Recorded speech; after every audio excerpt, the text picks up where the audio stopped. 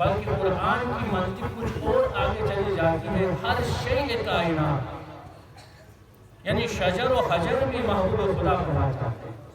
آپ تعجب کریں گے کیونکہ ہم محسوسات کے ساتھ انس رکھتے ہیں، لہذا ان چیزوں کو ہم درک نہیں کرتے. لیکن قرآن کی منطق، عرفان کی منطق کچھ اور ہے.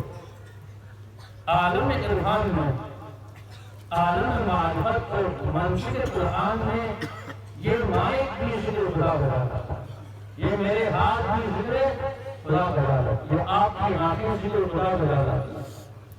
یہ تعبیر نہیں ہے، یہ حقیقت سے خدا نے کشف حجاب کیا ہے.